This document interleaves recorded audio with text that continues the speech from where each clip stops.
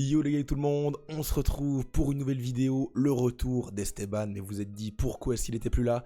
Vous l'entendez, j'ai été très malade pendant une semaine, j'ai plus de voix. C'est enfin le retour, je peux de nouveau parler, je peux analyser ce Barça et c'est ce qu'on va faire dans cette vidéo. Une victoire 2-1 contre la Real Sociedad, très compliquée, mais au final c'est les 3 points qui nous permettent de repasser leader du championnat. Juste avant de commencer, comme d'habitude, merci à toutes les personnes qui prennent quelques instants pour s'abonner, pour liker, pour commenter, me donner vos avis sur la rencontre. Et nous, on est tout de suite parti pour les compositions d'équipe avec énormément d'absents, vous le savez. Le Barça doit faire sans Juan Garcia blessé pour au moins 1 mois, sans Rafinha blessé pour au moins 3 semaines, sans Lamine Yamal qui revient, sans Fermín López blessé. Bref, c'est une hécatombe, il y a énormément de joueurs absents. Hansi Flick a donc fait jouer Szczesny, Koundé, Araujo, Christensen, Gérard Martin, Pedri de Jong, ça ne bougera absolument jamais. Dro Fernandez, qui était titularisé en 10 au début de match, Rashford, Lewandowski et Ronny Bardghji à droite. On a eu une première mi-temps, j'ai envie de dire mitigée. Alors il y a eu des grosses occasions, notamment celle de Rashford au début de match, où Remiro fait un arrêt digne de Neuer 2015, bref c'est assez fou. Mais une première mi-temps où finalement tu te fais surprendre par cette équipe de la Real Sociedad qui joue très bas. Je les ai trouvés très bas sur le terrain, peut-être même un petit peu trop bas par rapport à leur qualité.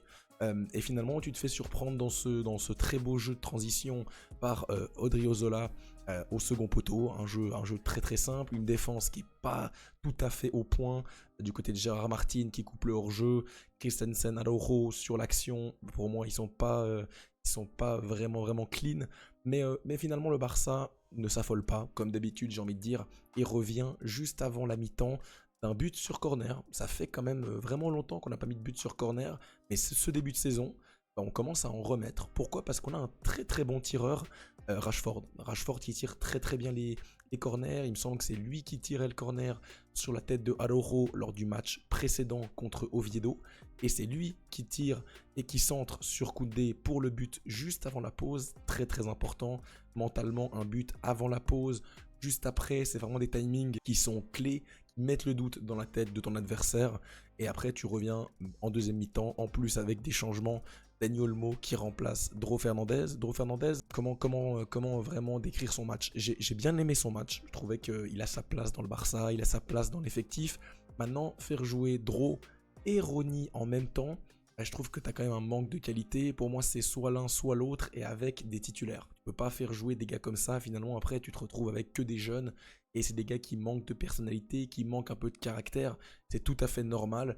C'est pour ça que voilà, je trouvais quand même ça normal de le faire sortir. Maintenant, tu lui donnes du temps de jeu. Il n'a pas du tout été immonde. Il a réussi à faire des belles choses, des combinaisons, etc. Et c'est vrai que voilà, on est quand même bien content d'avoir Dani Olmo qui rentre à la mi-temps. D'ailleurs, on a Lamine Yamal qui rentre. Et pour moi, c'est le game changer du match. Même si c'est Pedri qui a pris le MVP, et c'est totalement mérité, il est monstrueux, hein, 8.4 de note, alors qu'il n'a aucune contribution décisive. C'est Pedri, on est habitué, il est sensationnel encore une fois.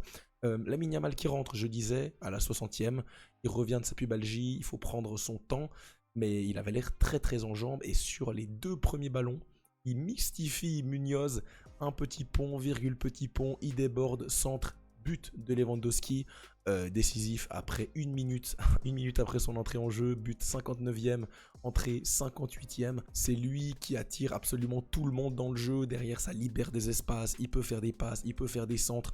Le jeu est beaucoup plus aéré, il étend vraiment l'équipe. Il est capable de passer en 1 contre 1, en 1 contre 2, en 1 contre 3. C'est un joueur tellement supérieur et j'ai tendance à l'oublier presque des fois. Je me dis bon, Lamine Yamal, c'est vrai que voilà, on peut le remplacer par Rafinha. Non, en fait non, il est totalement... En fait, c'est un système à lui tout seul, passé par lui. C'est lui qui provoque, c'est lui qui va impliquer ses coéquipiers.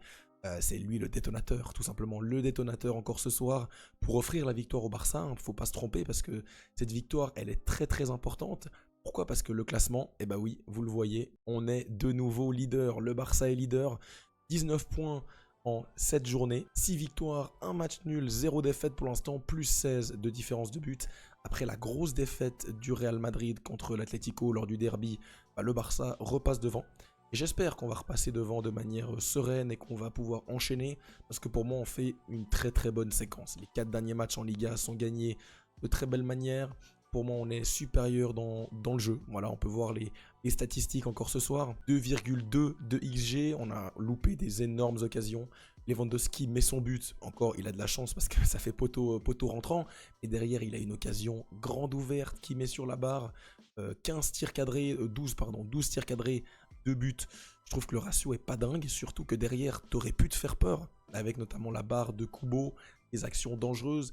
J'ai un peu tremblé à la fin. Je me suis dit, on va se le manger. On va un peu jouer qui est le plus stupide et encaisser le 2 partout. Et c'est dommage. Voilà, on prend pas les 3 points.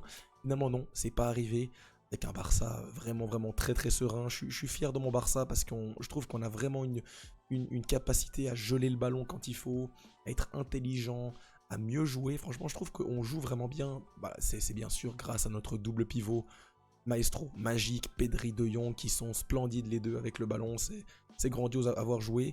Et c'est vrai que l'effectif, en plus de ça, il est vraiment amoindri. On a des joueurs qui sont forfaits. Hein, sur le banc, on n'a pas grand monde. Hein, on a Bernal, Koubarsi.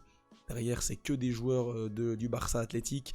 Heureusement qu'on peut quand même faire confiance à Casado, Ferran Torres qui fait plutôt une bonne entrée, Eric Garcia, le dépanneur, il est à dépanner à gauche, il dépanne à droite, en centrale. En numéro 6, il peut dépanner absolument partout. Mais voilà, c'est de bon augure. Le Barça continue de gagner. On a bien sûr un match très important contre le PSG mercredi en Ligue des Champions. Et je trouve qu'on est vraiment sur un Barça qui monte en puissance avec des individualités qui répondent vraiment présents. Notamment Rashford. Moi, j'ai beaucoup aimé encore une fois le match de Rashford. Il fait 80 minutes. Et franchement, 80 minutes de bonne qualité. Il provoque, il frappe, il aide, il fait des retours défensifs. Je trouve qu'il est vraiment en train de se massianiser, entre guillemets. J'ai l'impression qu'il prend ses marques avec des joueurs de la Masia autour de lui. Gérard Martin, Dro Fernandez, Pedri n'est pas de la Masia, mais vous m'avez compris, de prendre l'ADN Barça et de l'incorporer à son football. J'ai l'impression que ça arrive petit à petit et j'ai vraiment l'impression qu'il monte en puissance. Il est vraiment beaucoup plus décisif. On sent qu'il s'impose dans cette équipe. Et franchement, avec les absences de Rafinha, de Lamine Yamal, Ferran Torres, c'est plus un 9 maintenant qu'un ailier. Il a vraiment sa carte à jouer. En plus, il connaît bien le Paris Saint-Germain qu'il a affronté plusieurs fois au cours de sa carrière. Donc je pense que ça va être un élément très intéressant sur la Ligue des Champions. Et nous, ben voilà, c'est tout pour ce débrief, les gars. J'ai pas grand chose d'autre à dire.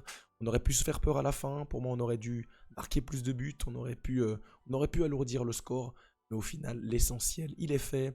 Les 3 points au Montjuic devant des supporters. Voilà, mais merci, plus de 6000 supporters enfin. Bref. En tout cas, je me réjouis de retrouver le Camp Nou. Je me réjouis de cette semaine. La Ligue des Champions, on repart. Demain, vous aurez le droit à la vidéo pronostic des 8, 9 meilleurs matchs de la semaine, de la J2. Et bien sûr, on vivra ça tous ensemble. On essaiera de débriefer ces matchs-là. Et voilà les amis, c'est donc terminé pour cette vidéo. J'espère que vous avez passé un très bon moment. Si c'est le cas, n'hésitez pas à mettre un petit like pour ma voix. Et nous, on se retrouve très rapidement. Ciao et bien sûr, Visca Barça.